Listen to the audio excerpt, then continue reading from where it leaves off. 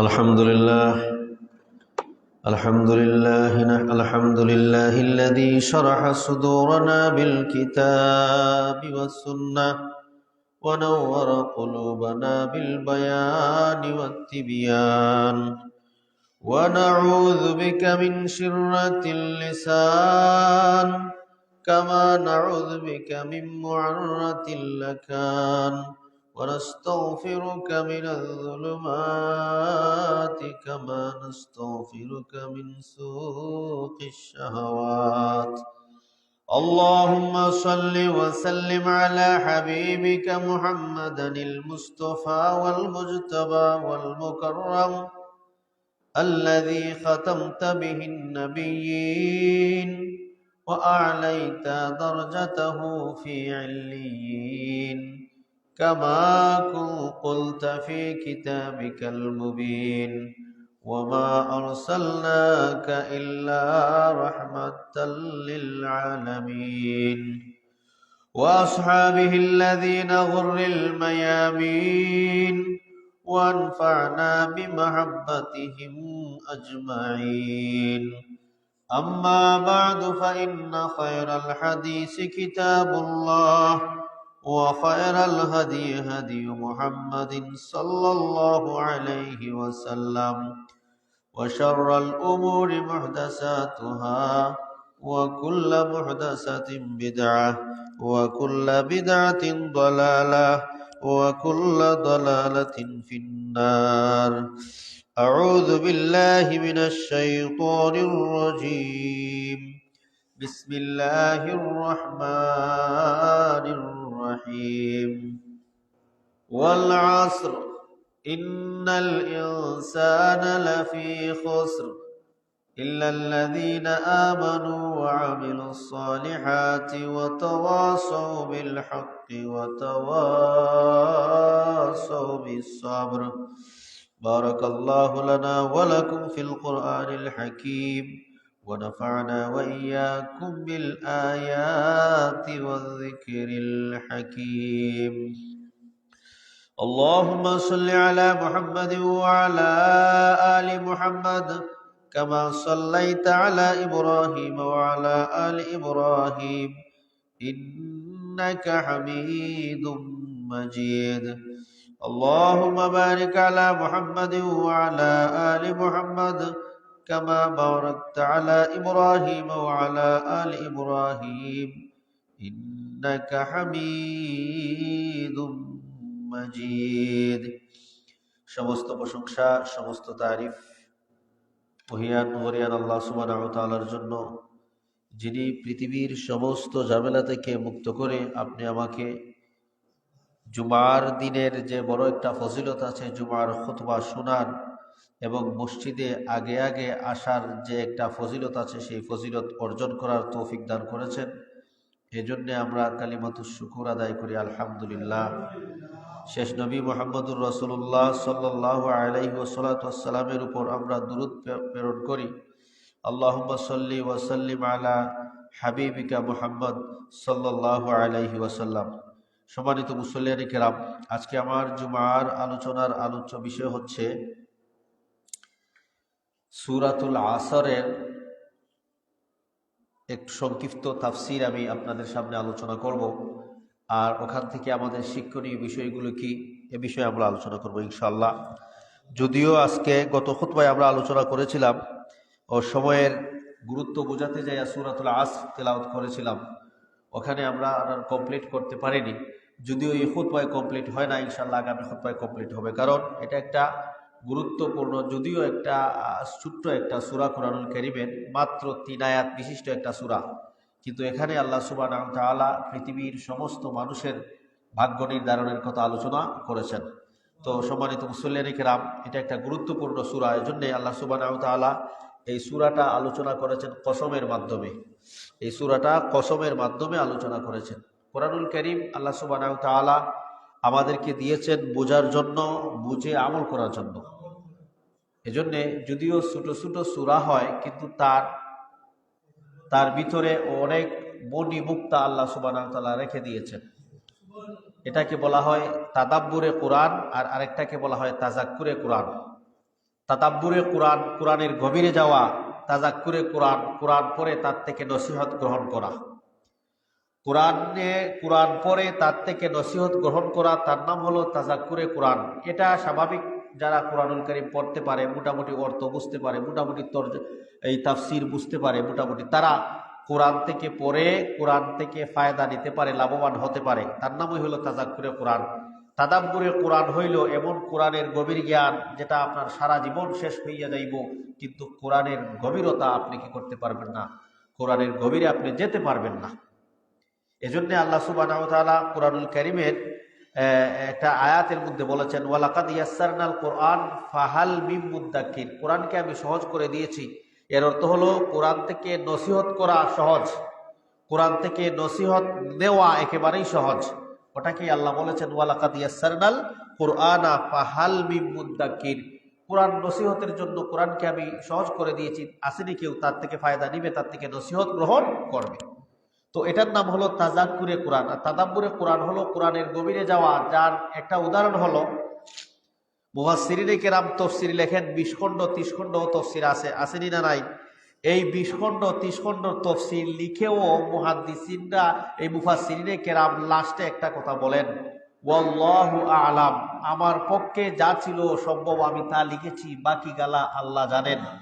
তার মানে এখনো 30 খণ্ড তাফসীর লিখেও তার গভীরে এ পর্যন্ত এখনো মুফাসসিররা যেতে পারেন নাই। তো এটার নাম হলো তাদাব্বুরে কোরআন। তার একটা উদাহরণ হলো, পানির উপরে যদি আপনি একটা তেলের বোতলকে কেটে আপনি পানির উপর ছিটিয়ে দেন, পুরা 2 লিটার 5 লিটার তেল আপনি এই পুষ্কুনির মধ্যে ছাড়েন, বা একটা তেলের ড্রাম সাগরে পড়ে গেল, সমস্ত তেল, আপনারা বলেন ওই তেল কি সাগরের গভীরে যাবেনি না উপরে ভেসে থাকবে? উপরে ভেসে থাকবে, কারণ তেল সাগরের গভীরে যেতে পারে না, পানির উপরে ভেসে থাকে। তাইলে পানির উপরে যদি ভেসে থাকে, বোঝা যায় তেল সাগরের গভীর পর্যন্ত যেতে পারে না। যেটা ভেসে রয়েছে, যেটা দেখা যায়, যেটা দ্বারা ফায়দা দিতে পারবেন যদি এখান থেকে পানিকে আলাদা করে মেশিনের মাধ্যমে, ওটার নাম হলো উপরে যেটা থাকে। তো সেই কোরআন থেকে পড়ে আপনি ফায়দা গ্রহণ করতে পারবেন, নসিহত দিতে পারবেন, তার নাম হলো তাদাক্কুরে কোরআন। যেভাবে তেল সাগরের গভীরে পৌঁছতে পারে না, এমনইভাবে মানুষ কোরআনের গভীরে একেবারে যেতে পারবে না, তার নামই হলো তাদাব্বুরে কোরআন। যদিও সহজ হয় সূরাটা, যদিও একেবারেই সহজ, কিন্তু তার গভীরতা এত বেশি, তার গভীরতা এত বেশি। আমরা ইনশাল্লাহ 2 খুতবা আলোচনা করছি, হয়তো এই খুতবায় শেষ হবে না, সামনের খুতবায়ও ইনশাল্লাহ এই আলোচনা থেকে যাবে। এজন্য সম্মানিত মুসল্লিনে কেরাম খুব গভীর মনোযোগ দিয়ে শুনবেন ইনশাআল্লাহ। আল্লামা রাজি, ফখরুদ্দিন রাজি রাহিমাহুল্লাহ উল্লেখযোগ্য জলিলুল কদর একজন তাবি ছিলেন, বড় একজন তাবি। উনি এই সূরা সম্পর্কে, অর্থাৎ সূরা আসরের যে প্রথম আয়াত ওয়াল আসর, এই সম্পর্কে উনি বলেছেন একটা সুন্দর কথা। উনি বলেন, কালাল আল্লামাতুর রাজি আত-তাবি, উনি একজন তাবি ছিলেন রাজি, উনি তাফসীরের কিতাব লিখেছেন। উনি বলেন বিসূরাতিল আসর, সূরা আসর সম্পর্কে উনি বলেন প্রথম আয়াত সম্পর্কে, ইন্না হাদিহিল আয়া ফিহা ওয়াঈদুন শাদীদুন, এই আয়াতের মধ্যে মারাত্মক ধরনের ভয়ভীতি রয়েছে, মারাত্মক ধরনের ওয়াজ রয়েছে, নসিহত রয়েছে। প্রথম যে সূরা আসরের প্রথম আয়াত ওয়াল আসর, আইন সাদ রা 3টা অক্ষরের আয়াত, ওয়াল আসর, যেটা ওয়াও এবং আলিফ লাম এটা মূল অক্ষর না, কিন্তু আসর শব্দ যেটা এটা মূল অক্ষর। আল্লাহ এই 3টা মূল অক্ষরের 3টা শব্দের মধ্যে এমন এমন বিষয় রেখে দিলেন, যেটা আল্লামা ফখরুদ্দিন রাজি রাহিমাহুল্লাহ বলেন, ইন্না হাদিহিল আয়া ফিহা ওয়াঈদুন শাদীদুন বিআন্নাল্লাহ তাআলা হাকামা বিল খাসরি। আল্লাহ সুবহানাহু ওয়া তাআলা এই আয়াতের মধ্যে মানুষের ক্ষতিগ্রস্ত হওয়া, মানুষের ধ্বংস হওয়ার বিষয় কি করেছেন? আলোচনা করেছেন। আলা জামিউন নাস, সমস্ত মানুষের জন্য এটা আলোচনা করেছেন যে মানুষ ক্ষতিগ্রস্ত হয়ে যাবে, মানুষ ধ্বংস হয়ে যাবে, মানুষের ধ্বংস অনিবার্য।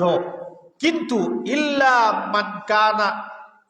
মান কানা আতিয়ান বিহাদিহিল আশিয়া আরবাআন, যার কাছে এই চারটা জিনিস থাকবে, যে ওই চারটা জিনিসের সম্পাদন করবে সে ধ্বংসের মুখোমুখি হবে না, সে ধ্বংসের সম্মুখীন হবে না, তাকে আল্লাহ ধ্বংস করবেন না, সে ধ্বংস হবে না, তার আখিরাত ধ্বংস হবে না।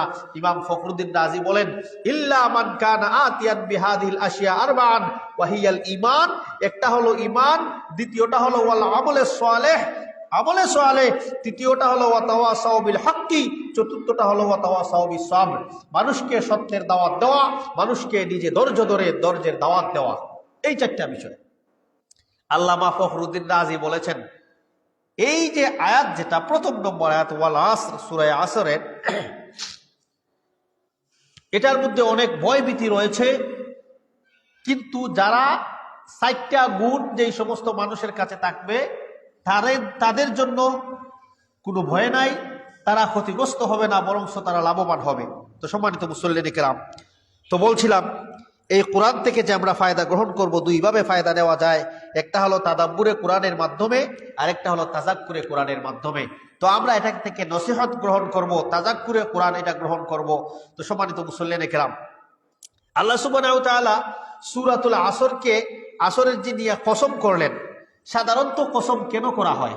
আমরা যে আল্লাহর কসম করি, ইসলামে যে নির্দেশ দিয়েছে, আপনি কোনো বিষয় মানুষকে যদি গুরুত্ব সহকারে বুঝাতে চান বা এটা করবেন, আপনি বুঝাতে চান, কসম করেন আল্লাহর মাধ্যমে, তার মানে আমি এই কাজ করতেছি আল্লাহর কসম, তার মানে আল্লাহ সাক্ষী। আল্লাহ কি? আল্লাহকে সাক্ষী রেখে আমি এই কাজ করতেছি, আমার এই কাজ আঞ্জাম দেব, আল্লাহ সাক্ষী, আমি আগামীতে তোমার এখানে যাব, আল্লাহর কসম, এর মানেই হলো আল্লাহ সাক্ষী। তার মানে বোঝা গেল কসম, সাক্ষী। কসম অর্থ হলো, এখানে কসম কেন খাওয়া হয়? সাক্ষী রাখার জন্যই খাওয়া হয়, কসম কাটা হয়। তো এই জন্যে আল্লাহ যে বললেন ওয়াল আস, তার মানে হলো আল্লাহ সাক্ষী রাখলেন যে পৃথিবী সাক্ষী আছে, পৃথিবী সাক্ষী আছে, দুনিয়া সাক্ষী আছে, মানুষ কি হয়েছে? ক্ষতিগ্রস্ত হয়েছে। তার উদাহরণ আছে, যারা ঈমান আনছে না, নেক আমল করছে না, তাদেরকে আল্লাহ দুনিয়াতেও ক্ষতি করেছেন, পরকালেও ক্ষতি করেছেন। পৃথিবীতে যারা অতিবাহিত হয়ে গেছে, বড় বড় জাতি, বড় শক্তিশালী জাতি ছিল এরা পাথর পাহাড় কেটে খোদাই করে ঘর বানাইতো। ওই সময় মেশিন ছিল না, কোনো কিছু ছিল না, নিজের হাতের মাধ্যমে, হাত দিয়া, লোহা দিয়া, হাতুড়ি দিয়া ওটাকে খনন করে ঘর বানাইতো ওরা পাথরের ভিতরে। ওই পাথরের পাহাড় কেটে তারা এখানে বসবাস করত। এই জাতীয় জাতি কি আল্লাহ পৃথিবীতে সৃষ্টি করেছেন? এমন জাতি, যেই জাতি স্বয়ং নিজেকে আল্লাহ দাবি করছিল, তারেও আল্লাহ পৃথিবীতে সৃষ্টি করেছেন। এমন এমন জাতি যাদের বয়স আল্লাহ 100 বছর, 200 বছর, 300 বছর দিয়েছেন, এই জাতীয় মানুষকেও আল্লাহ পৃথিবীতে সৃষ্টি করেছেন। সৃষ্টি করার পরে আল্লাহ এদেরকে ধ্বংস করে দিয়েছেন। কুরআনুল কারীমে কওমে আদ, কওমে সামুদ, আসহাবে আইকা, আসহাবে তুব্বা, প্রায় এই রকমের 14টা গুরুর কথা আল্লাহ সুবহানাহু ওয়া তাআলা কুরআনুল কারীমের মধ্যে আলোচনা করেছেন। কেন? যে এদেরকে আমি ধ্বংস করে দিয়েছি। জামানা সাক্ষী, সময় সাক্ষী আছে, সাক্ষী আছে। তোমরা জেনে রাখো, যুগ যুগ ধরে মানুষ এই সমস্ত বিষয় থেকে ইতিহাস শিক্ষা নিচ্ছে, ইবরত গ্রহণ করতেছে। পৃথিবীর সবথেকে পরাশক্তি ছিল আমেরিকা। আমেরিকার একটা শহরের নাম, আমেরিকার একটা সিটি, সেই যেই সিটির নাম হচ্ছে লস অ্যাঞ্জেলস, যেখানের মধ্যে ক্যালিফোর্নিয়া শহর, ক্যালিফোর্নিয়ার একটা সিটি আর একটা এলাকা আগুনে জ্বললা প্রায় 200 মিলিয়নের উপর ডলার ক্ষতি হয়েছে। তারা আগুন নিয়ন্ত্রণ আনতে পারে নাই, 14 দিন না 15 দিন পর্যন্ত আগুন জ্বলছেই। এত বড় পরাশক্তি, তারা এটা পারে নাই। তার মানে আল্লাহ যুগ যুগে মানুষদেরকে নিদর্শন দেখান, যুগে যুগে মানুষদেরকে বিভিন্ন আলামত দেখান। কেন? যাতে করে মানুষ সতর্ক হইয়া যায়। কিন্তু আমরা সতর্ক হই না। আমরা মরার আগ পর্যন্ত আমরা মনে করি যে, চেষ্টা করি যে সম্পর্কে একটা গুনাহ হইয়া যায়। এটা হলো আমাদের এটা আমাদের অভ্যাস, এটা আমাদের অভ্যাসে পরিণত হয়ে গেছে। এজন্য সম্মানিত মুসলিম একরাম, আল্লাহ কুরআনুল কারীমে বললেন, কসম করলেন 2 কারণে। একটা হইল সাক্ষী রাখা, যেমন আল্লাহ কসম করলে আমরা আল্লাহকে সাক্ষী রাখি। তার মানে পৃথিবীর যত বড় বড় ঘটনাগুলি ঘটে গেছে, এগুলি কি আছে? সাক্ষী আছে। মানুষের ক্ষতিগ্রস্ত হওয়া, কিভাবে মানুষ ক্ষতিগ্রস্ত হয়েছে, ধ্বংস হয়েছে, এটা সাক্ষী আছে, নজির আছে, কুরআনুল কারীমের মধ্যে আল্লাহ আলোচনা করেছেন। তো এজন্য সম্মানিত মুসল্লিনে কেরাম, সূরাতুল আসরের প্রথমেই আল্লাহ ওয়াল আসর কসম খেয়ে বললেন, তার মানে সাক্ষী আছে। আল্লাহ পৃথিবীতে এই সমস্ত জিনিসের সাক্ষী রেখে দিলেন যাতে করে মানুষ তার থেকে শিক্ষা গ্রহণ করে। এজন্য সম্মানিত মুসলিম কেরাম, আল্লাহ সুবহানাহু ওয়া তাআলা কসম করেছেন। আরেকটা হলো কসমের আরেকটা অর্থ, যে সময় দ্রুত চলে যাচ্ছে আমাদের কাছ থেকে, ওই কসম করলেন আল্লাহ যে সময়ের কসম। তার মানে সূরাতুল আসরের কসমের দুইটা অর্থ, একটা হলো সাক্ষী আর একটা হলো সময় দ্রুত চলে যাচ্ছে আমার কাছ থেকে। সময় দ্রুত চলে যায় কিভাবে? আল্লামা ফখরুদ্দীন রাজি রাহিমাহুল্লাহ ওনার তফসিরের মধ্যে লিখেছেন যে এই আয়াতের তফসির আমি ওই সময় বুঝেছি যে সময় যে মানুষের কাছ থেকে দ্রুত চলে যাচ্ছে, এটার তফসির আমি ওই সময় বুঝেছি। আমি বাজারে গিয়েছিলাম, ওই সময় বরফ বিক্রেতা বরফ বিক্রি করতেছে, দেখতেছে যে তার বরফ গলে গলে চলে যাচ্ছে, গলে গলে ধ্বংস হচ্ছে, নষ্ট হয়ে যাচ্ছে। তাড়াতাড়ি ডাক দিছে যে দিয়া কোথায় গেলে, তাড়াতাড়ি আসো, আমার ধ্বংস হয়ে, বরফ আমার শেষ হয়ে যাচ্ছে, যারা তাড়াতাড়ি নিয়ে নিবার নিয়ে নাও, সময় নাই। ইমাম ফখরুদ্দীন রাজি বলেন, তখনই আমি ওয়াল আসর এই আয়াতের তফসির এটা আমি বুঝতে পারলাম যে আল্লাহ যে বললেন সময়ের কসম, সময় দ্রুত অতিবাহিত হয়ে যাচ্ছে। বরফ একটা ফ্রিজ থেকে খুলে আপনি হাতের মধ্যে রাখেন, নিমিষেই গলে যাচ্ছে। সেম আমাদের কাছ থেকে আমাদের সময় এভাবেই চলে যাচ্ছে, কিন্তু আমরা সময়কে কি করতে পারতেছি না, মূল্যায়ন করতে পারতেছি না, সময়ের কদর করতে পারতেছি না। আমরা এমন বিজি দুনিয়ার জন্য, আমরা এমন বিজি হয়ে গেছি দুনিয়ার জন্য, আমরা আমাদের 24 ঘন্টা সময়ের মধ্যে থেকে 18 ঘন্টা 19 ঘন্টা আমরা দুনিয়ার জন্য ব্যয় করতেছি। 18 ঘন্টা 19 ঘন্টা। অনেক মানুষ আছে লন্ডন আমেরিকায় যারা থাকে, দুইটা হাফ ডবল ডিউটি করে। ডবল ডিউটি করলে 17 ঘন্টা 18 ঘন্টা ডিউটি হয় এভরিডে, প্রতিদিন। বাংলাদেশে অনেক মানুষ আছে 14 ঘন্টা 12 ঘন্টা 14 ঘন্টা কাজ করে। অনেকে ডিউটি করে, কেন? আমাকে দুনিয়ায় চলতে হবে। এর বাকি সময় ঘুমিয়ে যায়। তার মানে দুনিয়াকে সুন্দর করার জন্য, দুনিয়ায় একটু আরাম আয়েশে থাকার জন্য, দুনিয়ায় আমার রেখে যাওয়া প্রজন্মকে সুন্দর একটা ফিউচার উপহার দেওয়ার জন্য, আমার স্ত্রীর আকাঙ্ক্ষা পূরণ করার জন্য, আমার সন্তানের আকাঙ্ক্ষা পূরণ করার জন্য আমি প্রতিদিন আমার জীবনের প্রতিদিন থেকে 17-18 ঘন্টা আমি ব্যয় করতে পারি। কিন্তু আমি আমার আল্লাহর জন্য 5 বার 5 ওয়াক্ত নামাজে 20টা মিনিট করে 100 মিনিট, তার মানে 1.5 ঘন্টা সময় আমি আল্লাহর জন্য ব্যয় করতে পারি না। এভাবে আমরা দুনিয়ার প্রতি দাবিত হয়ে গেছি, যার কারণে আমাদের সময় নাই। যদিও কোনোভাবে মসজিদে চলে আসি, নামাজ তাড়াতাড়ি পড়ে যাই, সময় নাই। সুবহান রাব্বিয়াল আযীম, কারো পাশে যদি আপনি নামাজে দাঁড়ান, সুবহান রাব্বিয়াল আযীম এমন দ্রুত পড়ে, যখন বোঝা যায় কম্পিটিশন শুরু হয়েছে যে যত দ্রুত তাড়াতাড়ি পড়তে পারবে ততই সওয়াব। আল্লাহর কাছে আল্লাহ দ্রুত জিনিসকে পছন্দ করেন না, আস্তে আস্তে করবেন। নামাজের বিধানই হলো আপনি সমস্ত আরকানকে ধীরস্থিরভাবে আপনি আদায় করবেন, যেটাকে তাদিলে আরকান বলা হয়। তো নামাজে এসে দেখা যায় দ্রুততা, তাড়াতাড়ি নামাজ পড়ে নিয়ে যত তাড়াতাড়ি মসজিদ থেকে বের হয়ে যাইব ততই তাড়াতাড়ি ভালো। এটা হচ্ছে আমাদের অবস্থা। কোন মসজিদে ইমাম যদি নামাজে 10 মিনিট 15 মিনিট সময় লাগাইলায়, ইমামের পিছনে সমালোচনা শুরু হইয়া যায়, ইমাম নামাজে তো লম্বা টাইম সময় দেরি সময় বেশি লাগায়। এভাবে অফিস আদালতে টাইম দেওয়া হয় নামাজের জন্য 10 মিনিট বিরতি। তো একজন মানুষ 8 ঘন্টা 9 ঘন্টা ডিউটি করলো, সকাল 7টা থেকে 8টা থেকে ডিউটি করলো, একটা সময় তাকে বা নামাজে একটা বিরতি দিছে 10 মিনিট। তো উনি 10 মিনিটে 8 ঘন্টা 9 ঘন্টা বা 5 ঘন্টা সময়ের জরুরিয়াত আছে, প্রয়োজন পূরণ করতে হবে, তবেই জরুরত আছে। প্রস্রাব পায়খানা হাত মুখ অজু গোসল করতে হবে, অজু করে তারপর নামাজে যেতে হবে।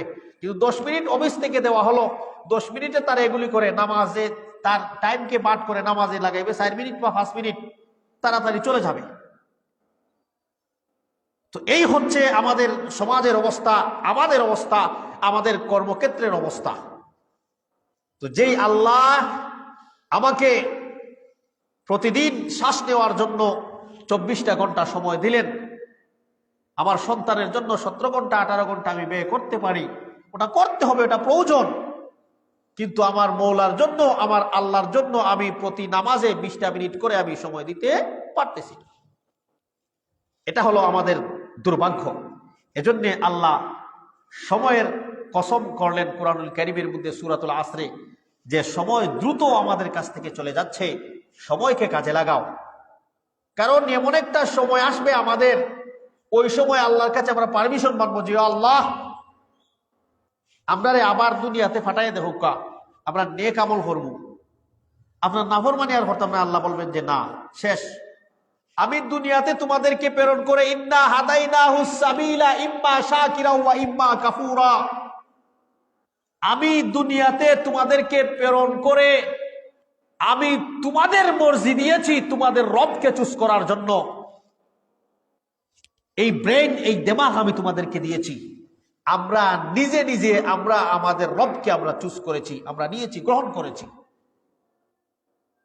এই স্বাধীনতা আল্লাহ আমাদেরকে দিয়েছেন। যার কারণে কেউ যদি নামাজ পড়ে না, রোজা রাখে না, ইবাদত বন্দেগী করে না, আর হয় যদি আমার তকদির এরকমই আসিল আল্লাহ, এইটা বলে আল্লাহর কাছে পার পাওয়া যাবে না। কেন? কারণ আল্লাহ আমাদেরকে এই দিমাগ দিয়েছেন ভালোটা থেকে গ্রহণ করা, মন্দটা থেকে তার থেকে বিরত থাকা।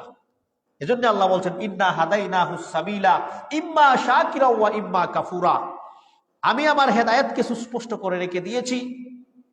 যে মনে চায় সে যেন শুকরগুজার, শুকরিয়া আদায়কারী হয়, আর যে মনে চায় সে যেন নাফরমানি করে, অসুবিধা নাই, আমার কাছে আসতে হবে। এজন্য সম্মানিত মুসলিম কেরাম, আল্লাহ এই জিনিসগুলি আমাদেরকে দিয়েছেন বুঝার জন্য, ব্রেন দিমাগ দিয়েছেন ওটাকে ইস্তেমাল করার জন্য, ওটা নিয়ে চিন্তা ফিকির করার জন্য, ওটাকে কাজে লাগানোর জন্য। ইসলাম হলো পৃথিবীতে এমন একটা ধর্ম, যেই ধর্ম পৃথিবীর যত ধর্ম আছে সব ধর্মের উপরে ধর্ম হলো ইসলাম। ইন্নাদ-দীনা ইয়ালি ওয়ালা ইউলা, দ্বীনে ইসলাম হচ্ছে উঁচু একটা ধর্ম, তাকে নিচু করা যাবে না। ইন্নাদ-দীনা ইনদাল্লাহিল আল ইসলাম, আল্লাহর কাছে মনোনীত ধর্ম, নির্বাচিত ধর্মই হচ্ছে ইসলাম ধর্ম। তো এই ধর্ম আপনি মনের মতো পালন কইরা আপনি আল্লাহর কাছ থেকে পার পাইলি বা মনে করুন, এত সম্মানী একটা ধর্ম, এত উঁচু একটা ধর্ম, এত মর্যাদাওয়ালা একটা ধর্ম আমরা পেয়েছি, আর ওটাকে মনের মতো পালন করে আমরা আল্লাহর কাছে পার পেয়ে যাব, এরকম নয়। ওটার জন্য আমাদেরকে চেষ্টা করতে হবে, আমাদেরকে চালিয়ে যেতে হবে, যে আমার দৈনন্দিন আমল আমাদেরকে ঠিক করতে হবে। আমার দৈনন্দিনের পৃথিবী চলার ক্ষেত্রে দৈনন্দিনের বিষয়গুলি আমি পরিপাটি করে করতে পারি, আমার আমলের ক্ষেত্রেও আমি যেন আমার আমলটা আমি পরিপাটি করতে পারি। 2 রাকাত পড়েন আপনি নামাজ, এক্সট্রা আপনি প্রতিদিন 2 রাকাতই পড়েন। আল্লাহ রসুলের সামনে সাহাবী বারবার নামাজ পড়ার পরেও আল্লাহ রসুল বলছেন কুম সল্লি, নামাজ পড়ো, তোমার সলাহ, তোমার নামাজ হয় নাই। তার মানে মন চায় ইবাদত বন্দেগী আপনি করে যাবেন, আর নিজেকে বহুত বড় মুসল্লি আপনি ভাববেন, না, এই ইবাদত আল্লাহর কাছে গ্রহণ হবে না। কারণ আপনি তো ওইভাবে ইবাদত করতে হবে যেভাবে আমাদেরকে ইবাদত করার জন্য বলা হয়েছে। তো সম্মানিত মুসল্লিয়ান কেরাম, কষ্ট করে মসজিদে আসি ঠিকই আমরা, কষ্ট করে নামাজ পড়ি ঠিকই আমরা, কিন্তু একবারও আমরা চিন্তা করে দেখি নাই যে দেখি আমার নামাজটা সুন্নাহ মোতাবেক হচ্ছে কিনা। এটা আমাদের মাথায় আসে না। একগুলো বলে সমস্যা কি, তবে আমরা তো ইক্তেদাই তো হাজাল ইমাম হয়ে হয়ে যাই, ও শেষ। তুমি যে ইক্তেদাই তো হাজাল ইমাম বললেন, এটা বলার পরে তোমার কি আর কোনো কাজ নাই? কাজ আছে। ইমাম সাহেবকে আপনি অনুসরণ করলেন, আল্লাহ রসুল বললেন অনুসরণ করলে সূরা ফাতিহা পড়ো, আপনি সূরা ফাতিহা পড়লেন না, ওই জায়গায় যুক্তি দেন যে ইমাম সাহেব তো পড়াই, আমি পড়তাম মানে, তে ইমামর ইক্তেদা হইল কেমনে? ইমামর ইক্তেদাই যদি আপনি করেন তাহলে সুবহানা রাব্বিয়াল আযীম কেন পড়েন রুকুতে যাইয়া? ইমামের ইক্তেদাই করেন, সুবহান রাব্বিয়াল আযীমও বাদ দিলেন। ইমামের ইক্তেদাই যদি আপনি করেন তাহলে এই সিজদা যাই আপনি সুবহান রাব্বিয়াল আলা কেন করেন, এটাও বাদ দিলেন। এগুলি আপনি বাখন না, এটা তো আল্লাহ রসুলে হইছেন নু। এই সুবহান রাব্বিয়াল আযীম সুবহান রাব্বিয়াল আলা এটা যদি আল্লাহ রসুলে হইয়া তা হইন পড়ার লাগি, তাহলে আল্লাহ রসুলে হইছেন নামাজও সূরা ফাতিহাও পড়ো। এটার ক্ষেত্রে আপনি টেনে নিয়ে আসেন মযহবের কথা, কেন আপনি এটা করেন? তো আপনি নামাজ পড়লেন, আপনার নামাজটা সহি শুদ্ধ হচ্ছে কিনা এটা এটা দেখার বুঝার দায়িত্ব আপনার। আপনি যদি ওটা না বলেন, এগুলো মানুষ কিয়ামতের মাঠে জাহান্নামে চলে যাবে। তাদেরকে জিজ্ঞেস করা হবে, লিমা সালাকাকুম ফি সাকার, কোন জিনিসে তোমরা জাহান্নামে লই আইলো? কইবা আমরা রে মুসল্লি আসলাম না। কি ছিলাম না? লাম নাকু মিনাল মুসল্লিন, আমরা মুসল্লি ছিলাম না। সে বলবে না আমরা মুমিন ছিলাম না, সে কি বলবে? আমরা মুসল্লি আসলাম না। তার মানে বোঝা গেল ইমান আসিল তার কাছে, যদি ইমানদার না হইতো তো হইল না, বা আমি ইমানদারই নাই তাই নামাজ দিয়ে আমার কি হইতো? নামাজের উত্তর দিলে হে কইব, সে বলবে আমি মুসল্লি আসলাম না। তার মানে বোঝা গেল হে ইমানদার আসিল, কিন্তু কি ছিল না? মুসল্লি ছিল না। নামাজ যদি আপনি পড়তে চান, মুসল্লি যদি আপনি সত্যিকারে হতে চান, সময় ব্যয় করে আপনি নামাজটা পড়তেছেন। যে কোনো ইবাদতই আপনি করেন, যে কোনো ইবাদত, শুধু নামাজ না, যে কোনো ইবাদত আপনি করবেন, সময় নষ্ট করবেন, সময় আপনার ব্যয় হবে। ওই সময়টা যে আপনি ইবাদত করলেন, ওই ইবাদতটা আপনার সুন্নাহ মোতাবেক হচ্ছে কিনা এটা দেখেন।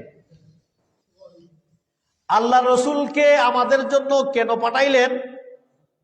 যাতে করে আল্লাহ রসুলে আমাদেরকে শিক্ষা দেন, ওয়াইজাক্কিহিম, এবং আমাদেরকে পবিত্র করেন। রসুলুল্লাহ আমাদেরকে শিক্ষা দিলেন, এর জন্য রসুলুল্লাহ হচ্ছেন আমাদের রোল মডেল। যেভাবে রসুলুল্লাহ করছেন এভাবে আমরা করতাম। রসুলুল্লাহ নামাজ পড়ছেন, নামাজ পড়ে বলছেন তোমরা আমার মতো নামাজ পড়ো। আল্লাহ বলছেন মা আতাকুমুর রাসূলু ফাখুযুহু ওয়া মা নাহাকুম আনহু ফান্তাহু, তোমাদের নবী যা নিয়ে আসছেন এটা তোমরা ধরো, আর যাগুলি নিষেধ করছেন ওটা তোমরা বাদ দেও। এগুলো হয় তোমরা যে হাদিস মানো, রসুল্লাহ নয়টা বিয়া করছেন এটাও মানো, তাই আল্লাহ কইছেন মা আতাকুমুর রাসূলু ফাখুযুহু।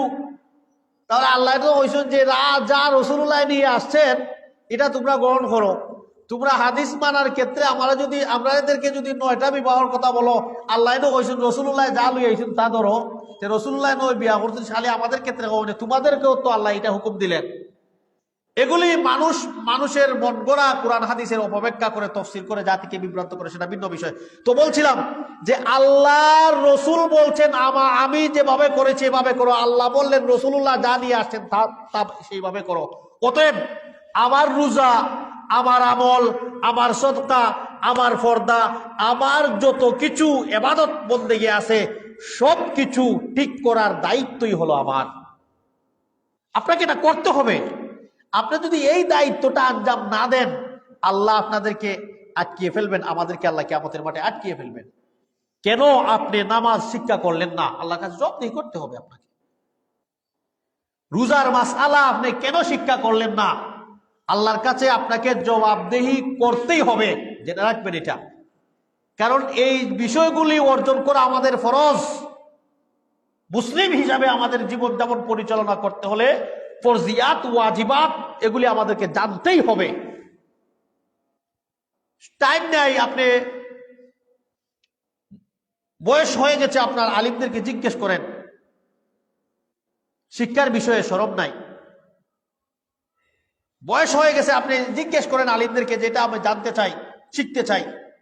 এখন শিক্ষার মাধ্যম, শিক্ষার ওয়েগুলো এত অ্যাভেলেবেল হয়েছে, আমাদের টাইম নাই। এটাই হলো দুর্বলতা আমাদের। অনলাইন অফলাইন যত মাধ্যম আছে আর কি, দিন শিক্ষার অনেক মাধ্যম আছে। হোয়াটসঅ্যাপ গ্রুপ আছে, আপনি টাইম মতো প্রশ্ন করবেন। আপনার মনে একটা খটকা লাগলো, আপনি এটা কাকে জিজ্ঞেস করতেন? আপনার খানদাতে আলিম নাই, নির্ভরযোগ্য আলিম পাচ্ছেন না, আপনি মনে করতেছেন যে আমি এই আলিমকে যদি জিজ্ঞাসা করি, যেই আলিমে আমাকে মিলাদ পড়ানোর জন্য উৎসাহিত দেয়, যেই আলিম আমাদেরকে 30 9 40 50 খাওয়ার উৎসাহিত দেয়, আমি এই আলিমকে মাসআলা জিজ্ঞেস করব কেন?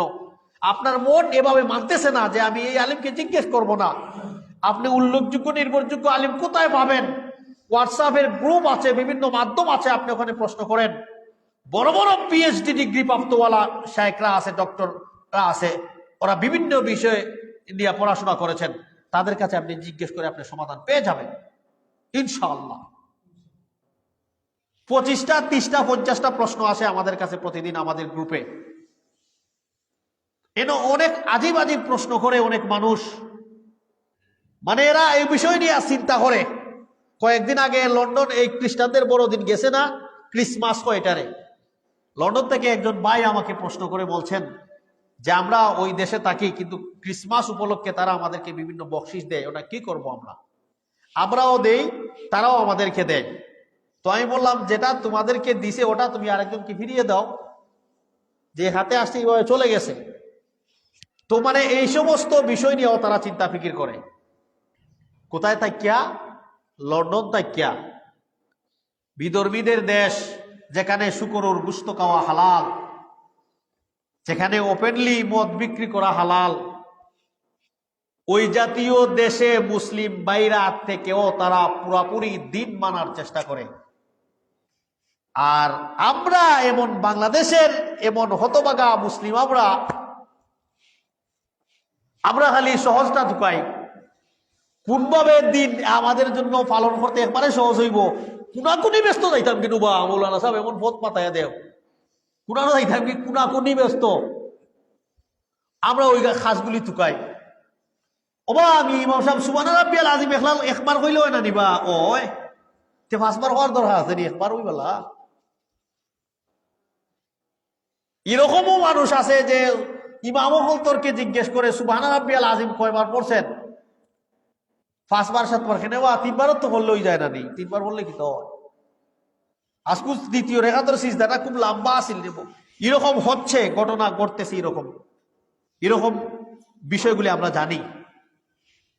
তো এজন্য আমরা সময়ের মূল্যায়ন, সময়ের কদর করতে হবে। ইবাদত করে আমাদের লাইফটা, সময়টা আমরা ব্যয় করতেছি, কিন্তু এই ইবাদতটা আমাদের সঠিক মতো হচ্ছে কিনা এই বিষয় নিয়ে আমাদেরকে চিন্তা করতে হবে।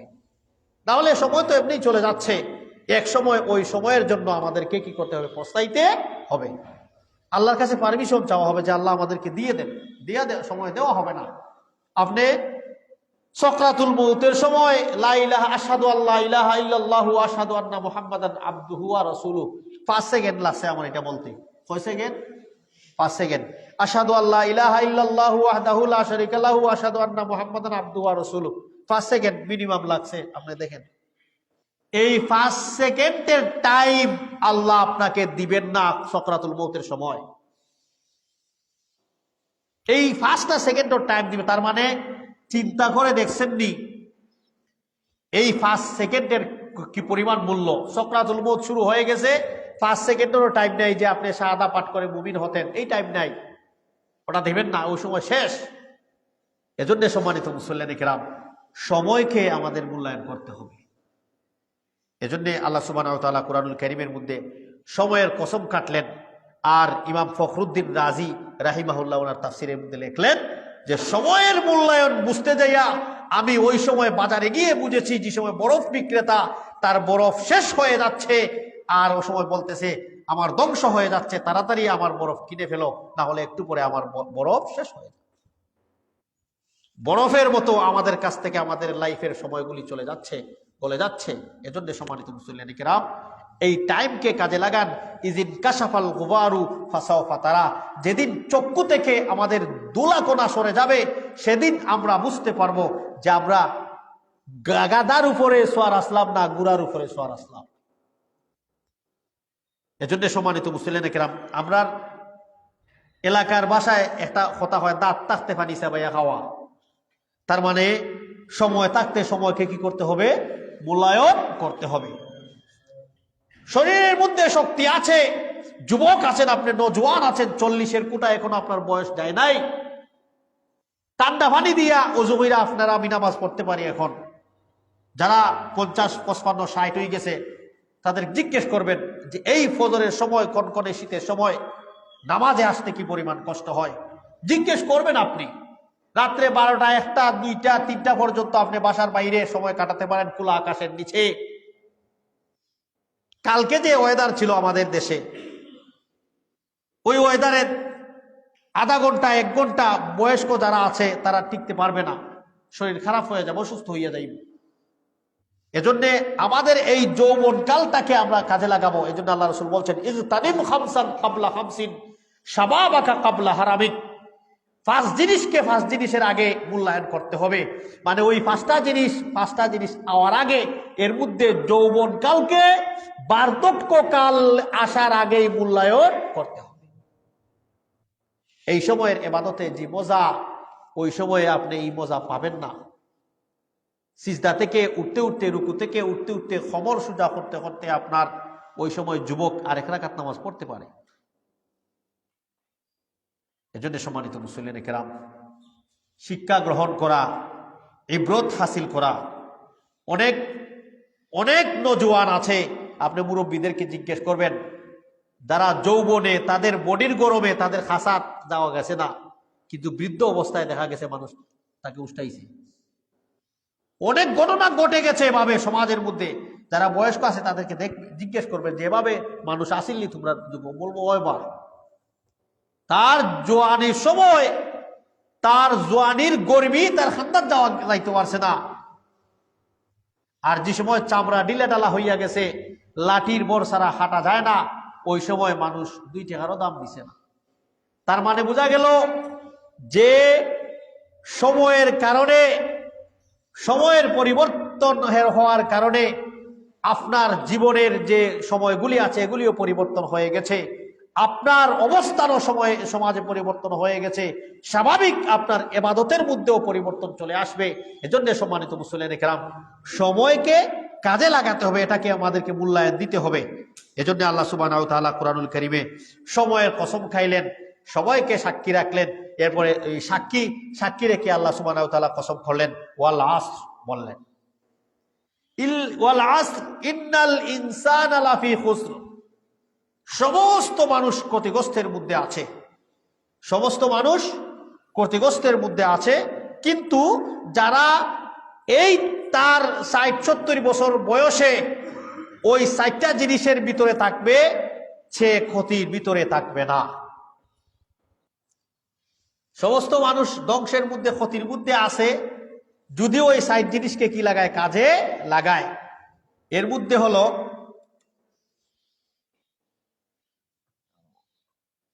ইল্লাল্লাযীনা আমানু, প্রথম যেটা সেটা হচ্ছে ঈমান। এজন্য ইমাম ফখরুদ্দীন রাজি রাহিমাহুল্লাহ বলেছেন, আন্না হাযিহিল আয়া ফিহা ওয়াঈদুন শাদীদুন বিআন্নাল্লাহ তাআলা হাকামা বিল খুসরি আলা জামিইন নাস।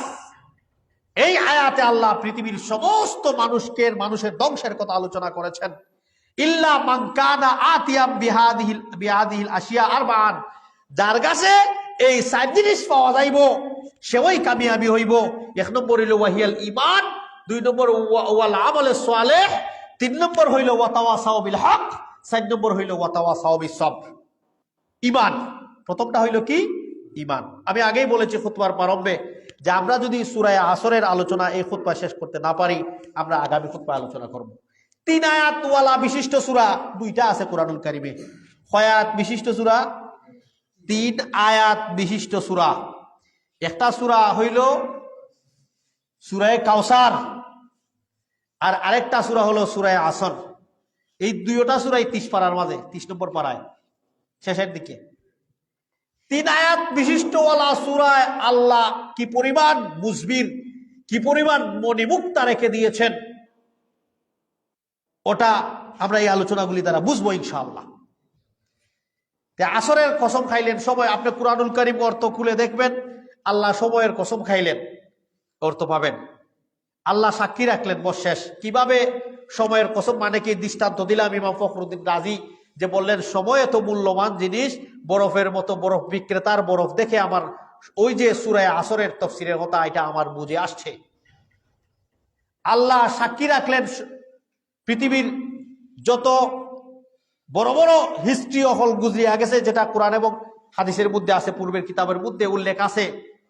কোরআনের মধ্যে আল্লাহ বিভিন্ন জাতির কথা আলোচনা করেছেন, বিভিন্ন সময় ইবরত দিয়েছেন, যেটা এই জানুয়ারিতে ঘটে যাওয়া ক্যালিফোর্নিয়ার মধ্যে ঘটেছে, এটাও আমাদের জন্য, মুসলিমের জন্য একটা ইবরত।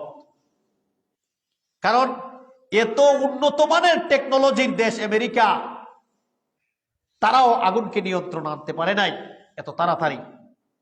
তে এই বিষয়গুলি থেকে আমাদেরকে শিক্ষা গ্রহণ করা। এজন্য আল্লাহ বলছেন সাক্ষী থাকুক, পৃথিবী সাক্ষী, জামানা সাক্ষী, সময় সাক্ষী, যুগ যুগ সাক্ষী আছে, যেই সময় আমি আল্লাহ মানুষকে কি করেছি, ধ্বংস করেছি। তে আল্লাহ বললেন মানুষ ক্ষতির মধ্যে আছে, ক্ষতিগ্রস্তের মধ্যে আছে সমস্ত মানুষ, কিন্তু যারা এই চার জিনিস করব, ইল্লাল্লাযীনা আমানু, প্রথমটা হলো ঈমান। প্রথমটা হলো কি? ঈমান। প্রথমটার নাম হইল ঈমান। ঈমান এমন একটা মূল্যবান বস্তু যে ঈমান মানুষের অন্তরে আছে। ঈমান কোন জায়গায়, অন্তরে কোন জায়গায় আছে, পৃথিবীর এমন থার্মোমিটার কোন বিজ্ঞান বের করতে পারেনি। ওটাকে দেখতো খালা না সাদা, লাল না নীল, কত বড় সাইজ কিতা এসেই নাই। ইয়াকিনের নাম, বিশ্বাসের নামই হইল ঈমান। তিন জিনিসের নাম ঈমান। তিন জিনিসের মধ্যে যদি কোনো একটা জিনিস কমতি হয়, তার ঈমানের মধ্যে কমতি চলে আসবে। ইভেন কেউ কেউ তাফসীর করতে যায় বলছেন যে এগুলি, এদেরকে ঈমানদার বলা যাবে না, এদেরকে মুসলিম বলা হবে। মুমিন এবং মুসলিম দুইটার মধ্যে আকাশ পাতাল পার্থক্য আছে। কোরআনুল কারীমে আল্লাহ বলছেন যে তোমরা তাদেরকে মুসলিম হইও না, বরং তাদেরকে মুমিন বলিও না, বরং তোমরা বলো কুলু আসলাম না, তোমরা বলো আমরা কি করছি, ঈমান ইসলাম গ্রহণ করছি। ইনশাআল্লাহ আসবে, এটা আমি বলবো। তো ঈমান হইল অন্তরের স্বীকারোক্তির নাম, অন্তরের স্বীকারোক্তির নাম, যেটাকে বলা হয় তাসদিক বিল কলব। অন্তর দিয়ে আপনি আল্লাহকে কি করা, বিশ্বাস করা।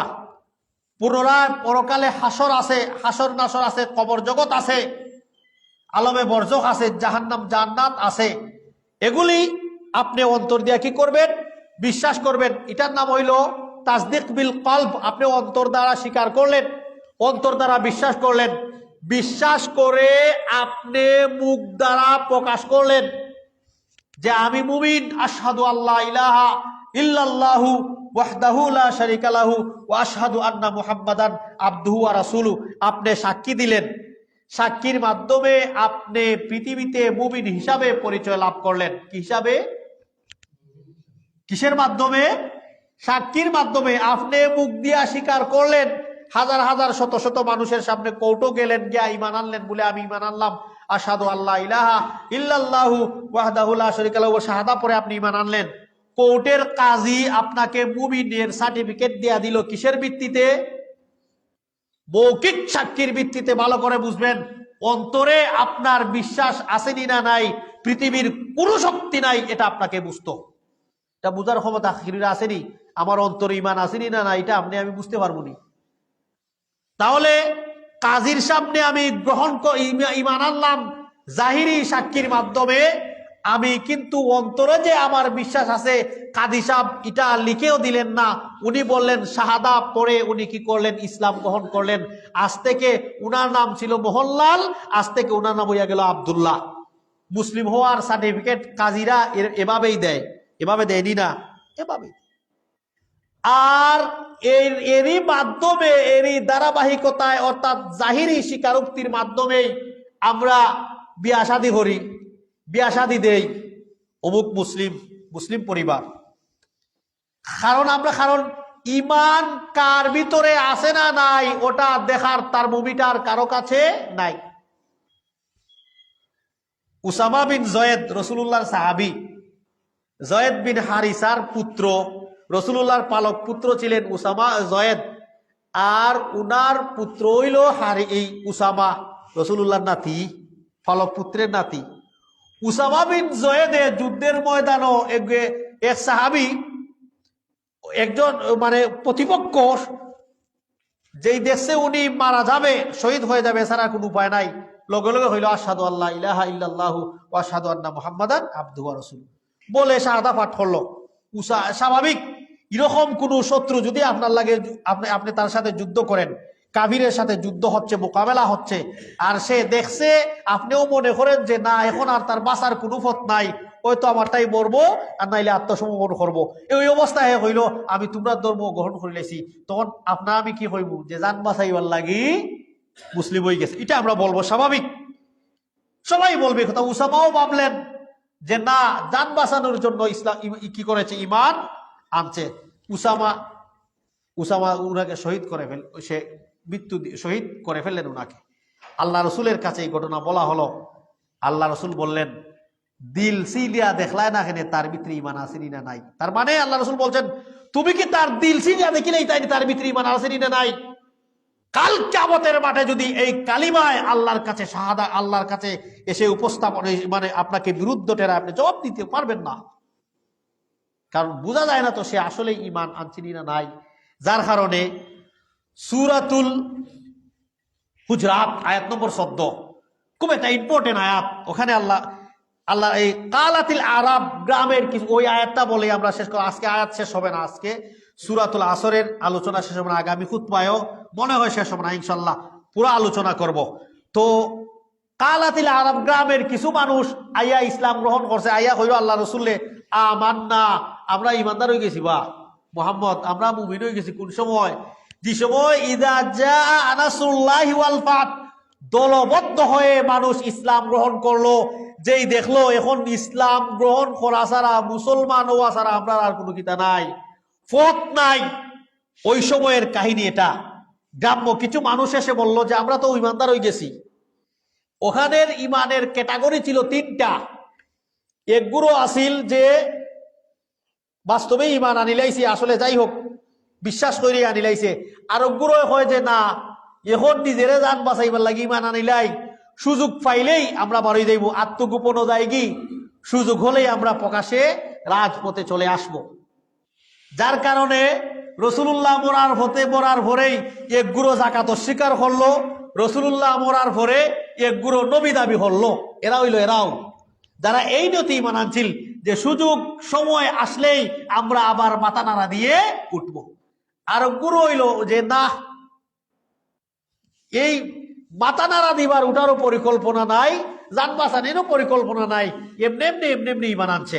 তাহলে এই ইমান, এই জাতির ইমানের লেভেল ছিল 3টা। ইনশাল্লাহ আগামী খুতবায় এই বিষয় নিয়ে আমরা আলোচনা করবো। ওয়া মা তৌফিক ইল্লা বিল্লাহ। যা কিছু বললাম শুনলাম, আল্লাহ সুবহানাহু ওয়া তাআলা যেন এর ভুল ত্রুটি ক্ষমা করে আল্লাহ আমাদেরকে সঠিকটা আমল করার তৌফিক দান করেন। সবাই বলেন আমিন। আকুলু কওলি হাযা আস্তাগফিরুল্লাহ লি ওয়া লাকুম ওয়া লিসাইরিল মুসলিমিন ফাস্তাগফিরুহু ইন্নাহু হুয়াল গফুরুর রহিম।